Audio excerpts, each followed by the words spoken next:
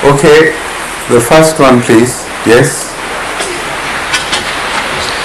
Assalamu alaikum Huzur. Wa alaikum assalam wa rahmatullahi wa barakatuhu.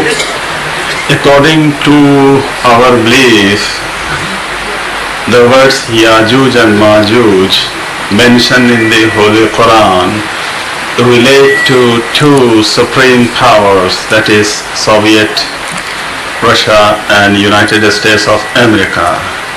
In the aftermath of the political turmoil recently, it seems to me there is only one power, superpower, that is USA. So could I ask you, Huzur, respectfully, how should we interpret the meaning of the verse Yajuj and Majuj as mentioned in the Holy Quran? Well, the interpretation remains to be the same even after the collapse of Russia. I don't see why this question should be raised in the context of what has happened. If by the mention of Yajuj and Majuj in the Holy Quran, you were under the impression that both will continue to occupy the world simultaneously till the end of the time, that impression was wrong, and most certainly wrong. As far as the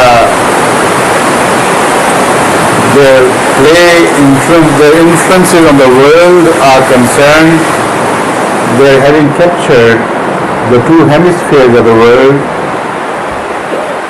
is concerned.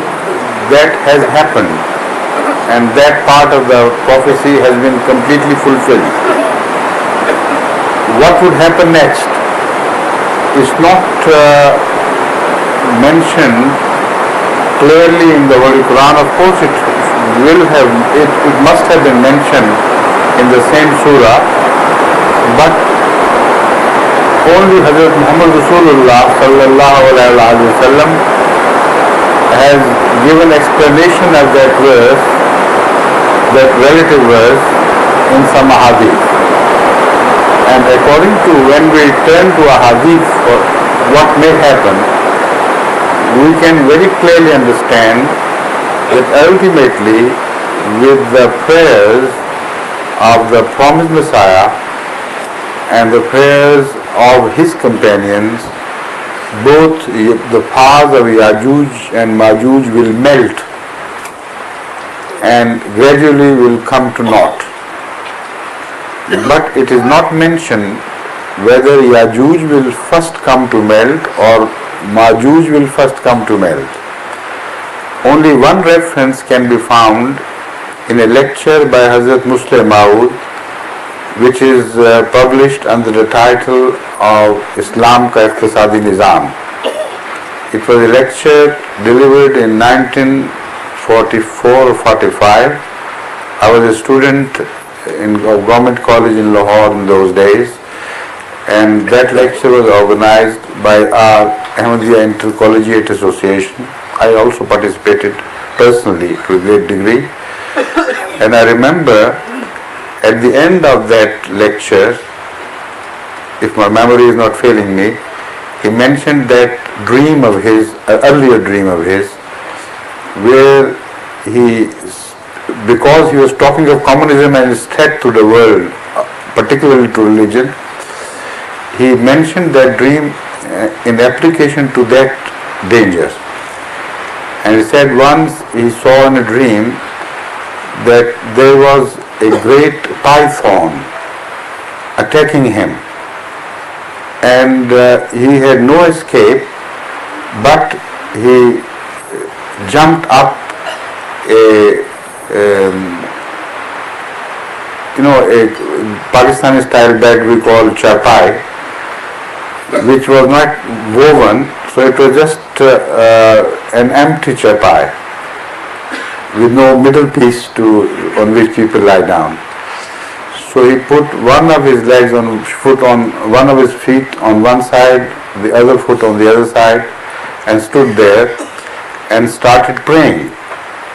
And he said, as I started praying, that python started melting.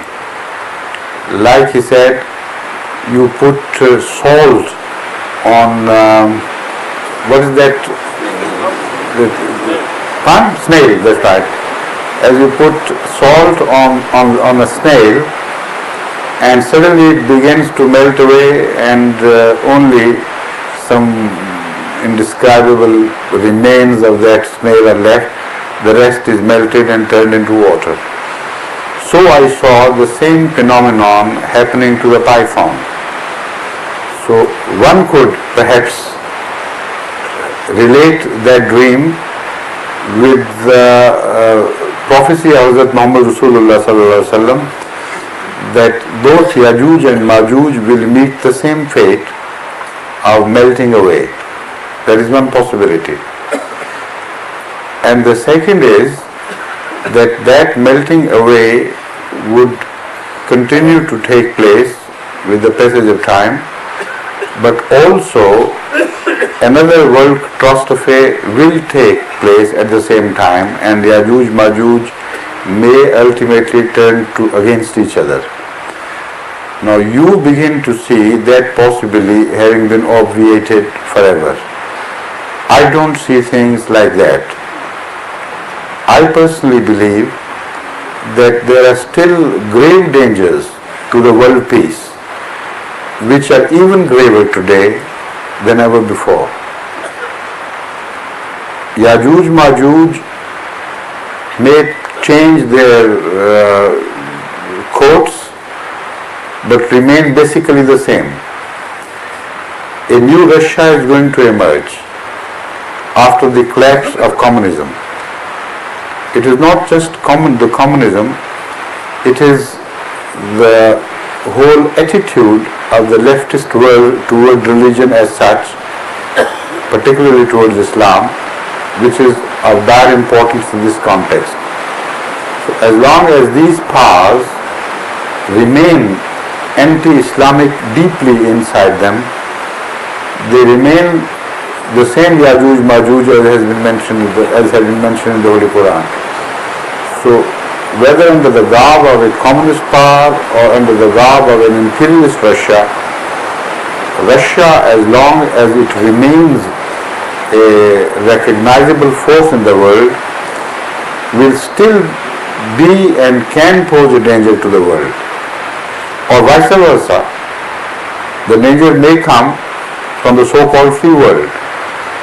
So in the new scenario, what I say is that there is a period of respite for about 1 decade, let's say, when the economies are going to take new shapes, creating new challenges, creating new